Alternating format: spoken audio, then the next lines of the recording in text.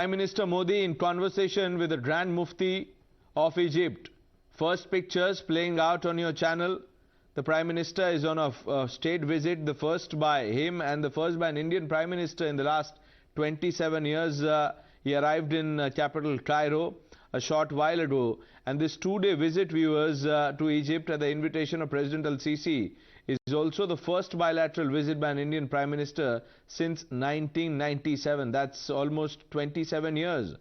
Prime Minister Modi had left for Egypt after concluding a power-packed visit to the United States, where he was received warmly by the Biden administration. The Biden administration rolled out the red carpet, and this two-day visit to Egypt is being seen as a major outreach to West Asia.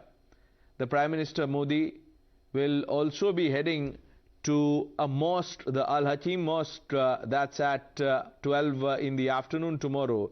And this visit and this meeting in particular with Grand Mufti of Egypt comes at a time when many people are talking about religious freedom in India, where Rishabh is now joining us, but let me quickly describe you the backdrop in which this meeting is taking place at a time when many people and at least members of the ecosystem are saying that, look, there's a problem with religious freedom in India, there is intolerance is on the rise, there is growing Islamophobia.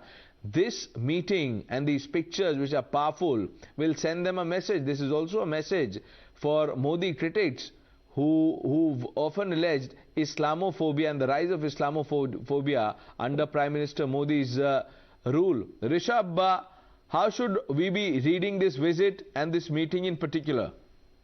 First of all, we need to understand that this is in line with the cultural ties that Egypt and India share. Remember, the Grand Mufti was in India last month, the month of May, on a 6-day visit, which was his first visit to India, where he met who's and who in the country, and he was on visit to India on the invitation of ICCR.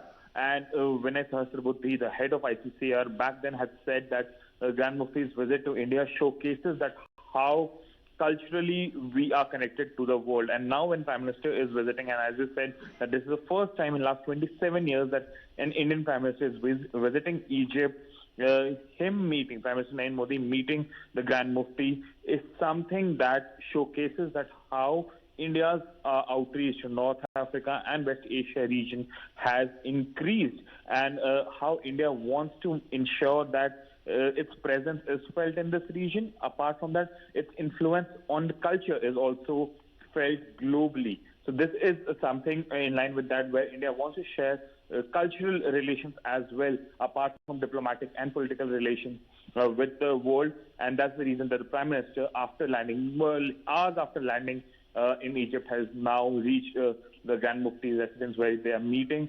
Remember, he'll also be meeting the President tomorrow, and this is the first state visit by Prime Minister Narendra Modi to Egypt. The cultural ties between Egypt and India here is very, very important. And Grand Mufti is not an ordinary person.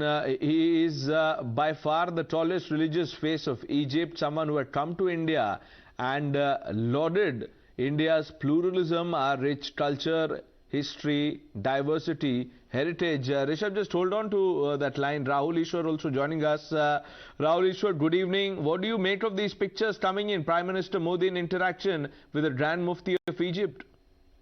That's great and that's beautiful. Modi ji has always upheld his promise of Sabka Saath, Sabka Vikas, Sabka Prayas or Sabka Vishwas. He's pointing out the importance of pluralism. He reinstated this in a very meaningful and bigger way in the US Congress too, where we all heard him invoking Mahatma Gandhi and Martin Luther King and the spirit of democracy. It's a great gesture. Of course, Modi ji didn't have to especially do it. He has always carried forward it. But no, this will really open the eyes of Modi haters who have been accusing him of wrong things. And Modi ji meeting with one of the ancient most civilizations, Egypt, and one of the most prominent muftis is a great message that India and world should heed to. That's the reason why Modi ji is increasing his stature as a world leader. Right now we can see the number of standing ovations have gone up for Modi ji, not only in the US but around the world. Modi ji is emerging as a world-renowned statesman in a bigger way. And as a proud Indian, I'm happy to see my Prime Minister championing the cause of pluralism and harmony across the world. I hope this will really open the eyes of his detractors in India who are slightly blinded with the hatred for Modi. This is a great occasion. It's an occasion we should celebrate. And India and Egypt, Egypt was called Misra Desha earlier, or Misr earlier. We had ties with them for the past 5,000 years.